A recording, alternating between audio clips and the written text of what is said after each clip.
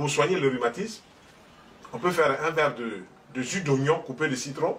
On fait un verre, un oignon cru écrasé. On met ça dans de l'eau, un verre, et puis on met un citron dessus. On fait une cure de 3 verres par jour. Au réveil, 1 heure après petit déjeuner de fruits, 3 jours sur 4. Quand il dit 3 jours sur 4, ça veut dire quoi? 3 jours de fruits au petit déjeuner, 4e jour un petit déjeuner cuit. Mais dans le petit déjeuner cuit, on ne vient plus sur le café au lait. Voilà, ce sont des mélanges qui ne sont pas bons du tout. On ne vient plus sur le cacao au lait, on ne vient plus sur le thé au lait. C'est soit l'un, soit l'autre. Et quand on va mettre un élément sucré dedans, il faut préférer le miel. Mais quand on met le miel dans le café ou dans le lait, le pain là, on ne met pas saucisson dedans. Voilà, il faut que ce soit clair dans l'esprit des gens parce que les gens font du mélangisme et ils pensent qu'en mélangeant comme ça, ils vont avoir la solution à leurs problèmes pour être bien rassasiés. Mais plus on mélange, plus on s'empoisonne et plus on ouvre la porte pour ne pas être guéri. Voilà. Tu peux aller voir le médecin qui va te donner un traitement, mais pendant ce temps, toi, tu continues de manger les mêmes choses qui t'ont mis dans ce traitement. Il y a un problème quelque part. Voilà, il faut bien voir ça.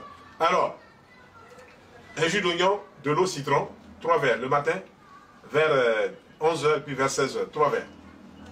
Maintenant, il faut que la personne mange à midi une assiette de légumes, crudités végétales, c'est-à-dire salade, carottes, concombre, tomates et tout ça, ou bien qu'elle fasse un jus avec ces mêmes légumes-là, avant de manger un aliment cuit. Mais quand elle mange un aliment cuit, elle choisit soit du riz, ou de la tchéké, ou du couscous, ou du taro, ou de l'igname, ou la banane plantain, etc., etc., etc. Avec une sauce légumes. Que la sauce soit gnagna, que la sauce soit gombo, que la sauce soit arachide, que la sauce soit graine, que la sauce soit tomate ou aubergine, il faut qu'on mette des légumes dedans. Des légumes, il faut qu'on mette des oignons, il faut qu'on mette de la carotte, il faut qu'on mette des poireaux, il faut qu'on mette des concombres, il faut qu'il y ait des légumes, ce qu'on appelle sauce légumes. Pourquoi? Les légumes cuits servent à nettoyer les intestins et en même temps à faciliter le transit intestinal. Donc celui qui ne veut pas être constipé, il doit manger tous les jours des légumes cuits dans son alimentation, de manière à ce que le transit se fasse bien. Parce que les légumes cuits sont ce qu'on appelle le balai, le ballast du tube digestif. Deuxièmement, il faut boire de l'eau, il faut éviter les sucreries. Toute sucrerie sur les repas cuits, c'est le sucre blanc qu'il y a dans les sucreries qui pose le problème de l'acidité. Et forcément, on va déboucher sur un rhumatisme. Et celui-là, ce sera un rhumatisme du cou. On va dire rhumatisme du cou. En langage technique, on dit cervicarthrite, donc inflammation des vertèbres du cou. Mais si c'est les genoux, on dit gonarthrite, inflammation des genoux, etc., etc. Bien si c'est les lombaires, on dit lombarthrite. Donc, l'articulation là souffre d'accumulation de toxines qui n'ont pas pu sortir par les urines, qui n'ont pas pu sortir par les selles ou qui n'ont pas pu sortir par la peau sous forme de sueur. Quand vous sentez une sueur qui sent mauvais, ça veut dire que dedans là c'est bourré, désalté. Donc la peau sert de relais pour évacuer le trop-plein. Donc ce qu'on appelle les organes éliminateurs.